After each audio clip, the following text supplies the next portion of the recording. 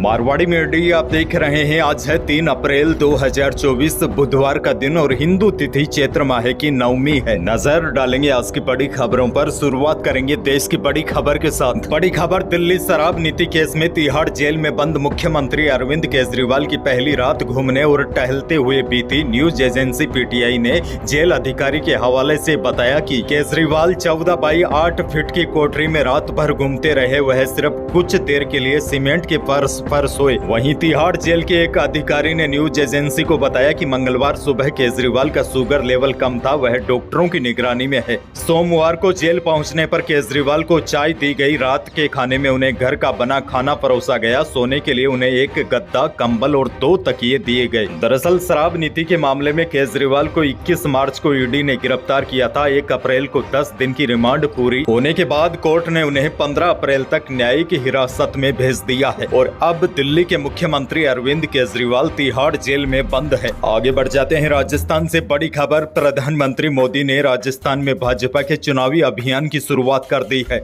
जयपुर के पास कोटपुतली में मोदी ने कहा कि यह पहला चुनाव है जब भ्रष्टाचारी मिलकर भ्रष्टाचार पर हो रही कार्रवाई को रोकने का प्रयास कर रहे हैं। पीएम मोदी ने कहा कि बहुत कुछ होगा, लेकिन 10 साल में जो हुआ यह तो सिर्फ ट्रेलर था। पीएम ने कहा भाजपा सरकार का तीसरा कार्यकाल ऐतिहासिक निर्णय वाला होने वाला है। पीएम बोले कांग्रेस ने देश को डरा कर रखा कि राम मंदिर का नाम लिया तो देश जल जाएगा, आग लग जाएगी। भव्य राम मंदिर बना, दीपक भी जले और कहीं पर भी आग नहीं लगी। पीएम मोदी बोले कांग्रेस राम मंदिर बनाना ही नहीं चाहती थी। दरअसल आपको बता दूं, इस सभा के जरिए पीएम मोदी ने जयपुर ग्रामीण सहित लोकसभा सीट सीकर और अलवर को भी साधने की कोशिश की। इस लोकसभा चुनाव में राजस्थान में मोदी की पहली सभा थी। आगे बढ़ते हैं। एक और बड़ी खबर, पीएम मोदी ने मंगलवार को उत्तराखंड के रुद्रपुर में चुनावी सभा को संबोधित किया। उन्होंने कहा कि हमारी सरकार तीसरे टर्म में फ्री बिजली देने की योजना बना रही है। हर घर में सोलर बिजली प्लांट लगाने की भी योजना है। उन्होंने कहा कि सरकार की नीयत सही रही तो नतीजे भी सही आएंगे। कांग्रेस के शाही परिवार के शहजादे ने ऐलान किया है कि अगर देश में तीसरी बार मोदी सरकार को चुना तो आग लग जाएगी। पीएम मोदी बोले 60 साल तक देश पर राज करने वाले 10 साल सत्ता से बाहर क्या रह गए, अब देश में आग लगाने की बात कर रहे हैं। बहरहाल आगे बढ़ जाते हैं। आपके लिए एक और बड़ी और बेहद काम की खबर। दूरसंचार विभाग ने मोबाइल फोन के जरिए होने वाले धोखाधड़ी और ऑनलाइन फ्रॉड को रोकने के लिए बड़ा फैसला किया है। दूरसंचार विभाग ने सभी टेलीकॉम कंपनियों को 15 अप्रैल से यूएसडी आधारित कॉल फॉरवर्डिंग को बंद करने के आदेश दिए हैं।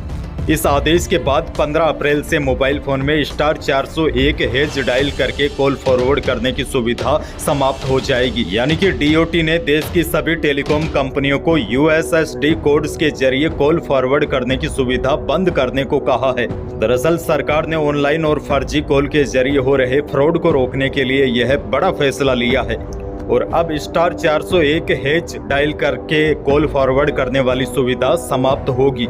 आगे बढ़ते हैं। राजस्थान से एक और बड़ी खबर। लोकसभा चुनाव के दौरान केंद्रीय नेताओं के प्रदेश दौरे धुआंधार होने जा रहे हैं। मंगलवार को पीएम मोदी कोटपुतली आए ही थे और अब 5 और 6 अप्रैल को पीएम मोदी एक बार फिर राजस्थान के दौरे पर आएंगे। पार्टी सूत्रों के मुताबिक 5 अप्रैल को पीएम मोदी की चूरू में एक बड़ी जनसभा कार्यक्रम प्रस्तावित है, जिसमें पीएम मोदी देवेंद्र झाझड़िया के समर्थन में प्रचार करेंगे। इसके बाद 6 अप्रैल को पीएम मोदी नागौर से बीजेपी प्रत्याशी ज्योति मिर्धा के समर्थन में भी चुनावी सभा को संबोधित करेंगे। नागौर जिले के मंगलाना में पीएम मोदी की एक बड़ी जनसभा होना प्रस्तावित है।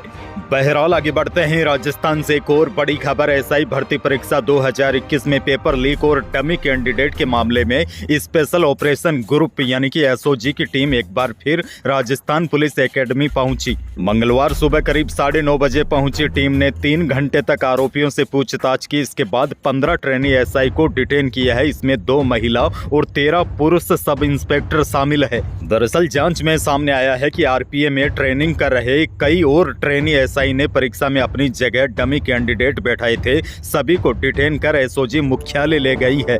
आगे बढ़ते हैं। एक और बड़ी खबर। राजस्थान में लोकसभा चुनाव से पहले मौसम के तेवर ने निर्वाचन आयोग की परेशानी बढ़ा दी है। तेज गर्मी की आशंका को देखते हुए आयोग ने इस बार वोटिंग वाले दिनों में कंटीजेंसी प्लान बनाने के निर्देश दिए हैं, ताकि वोटर्स को गर्मी में ज्यादा परेशान न होना पड़े, वोटिंग प्रतिशत भी अच्छा हो। इस प्लान में आयोग ने वोटिंग टाइमिंग को कम करने, गर्मी में वोटर्स को ज्यादा से ज्यादा राहत देने के लिए डेजर्ट कूलर लगाने को कहा है। आगे बढ़ते हैं आपके लिए एक और बड़ी और काम की खबर। भारत सरकार प्रधानमंत्री आवास योजना के अंतर्गत देश के गरीब लोगों को घर बनाने के लिए आर्थिक सहायता प्रदान कर रही है। लेकिन आपको बता दूं, अगर आप भी भारत सरकार की इस स्कीम्स में आवेदन करने जा रहे हैं तो आपके पास आयु प्रमाण पत्र, ration card, mobile number, bank खाता विवरण, पासपोर्ट साइज फोटोग्राफ आदि दस्तावेज होने चाहिए और आपके पास आय प्रमाण पत्र भी होना चाहिए और साथ ही में Aadhaar card, voter ID card, PAN card, जाति प्रमाण पत्र भी आप साथ में रखें ताकि कोई परेशानी न हो। दरअसल पीएम आवास योजना के अंतर्गत देश के गरीब लोगों को घर बनाने के लिए आर्थिक सहायता प्रदान होती है, बल्कि अगर कोई सक्षम है तो इस योजना में आवेदन न करे, क्योंकि कई जांचें होती है जिसके बाद सक्षम व्यक्तियों का आवेदन रद्द कर दिया जाता है और सरकार केवल उन्हीं लोगों के आवेदन स्वीकार करती है जो वास्तव में ही गरीब है। अगर आप गरीब है तो नजदीकी मित्र पर जाकर आप इस योजना के लिए आवेदन कर सकते हैं। आगे बढ़ जाते हैं बीकानेर से बड़ी खबर। शादी समारोह में हुए दर्दनाक हादसे में 7 महीने की मासूम की मौत हो गई। बच्ची अपनी 8 साल की एक रिश्तेदार लड़की की गोद में थी, तभी बैलेंस बिगड़ने से मासूम खोलते हुए आलू के भगोने में गिर गई। वहां काम कर रहे हलवाइयों ने दौड़कर बचाने की भी कोशिश की, लेकिन इलाज के दौरान मासूम की मौत हो गई। देखिए होता क्या है, अक्सर शादी विवाह समारोह में छोटी गलतियां हो ही जाती है। देखिए शादी वाले घर में बच्चों को सबसे ज्यादा खतरा तो डेकोरेशन वाली लाइट से रहता है, क्योंकि शादी वाले घर में सब लोग अपने कामों में व्यस्त रहते हैं। ऐसे में बच्चे जो लाइटें होती है लड़ियों वाली उसको छू लेते हैं या फिर कई बार तार भी खुले रह जाते हैं, तो ऐसे में हादसे होने का खतरा बढ़ जाता है। और जहां हलवाइयों का काम होता है वहां पर भी विशेष ध्यान रखना चाहिए, क्योंकि आपको याद होगा भोंगरा वाली घटना, वहां गैस सिलेंडर ब्लास्ट हो गया था जिसकी वजह से कई जाने गई थी। और अब ये ताजा मामला बीकानेर का है, दुखद खबर है। तो अब शादियों का सीजन शुरू होने वाला है, तो इन बातों का विशेष ध्यान रखना होगा, क्योंकि यह चीजें हर घर से जुड़ी हुई होती है। थोड़ी सी जानकारी और समझदारी बेहद काम आती है। खैर आगे बढ़ जाते हैं। मौसम से जुड़ी बड़ी खबर है। राजस्थान में अब तापमान में बढ़ोतरी होनी शुरू हो गई है। जैसलमेर, बीकानेर, चूरू, बाढ़ में अचानक तापमान बढ़ गया है।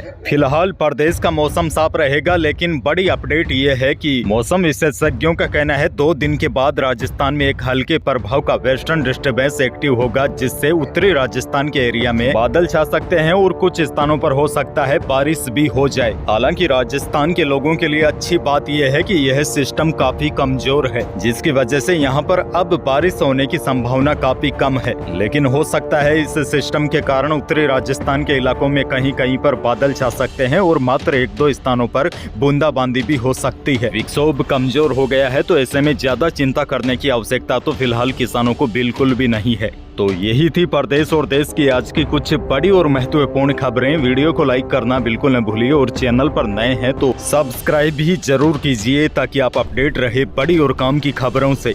धन्यवाद।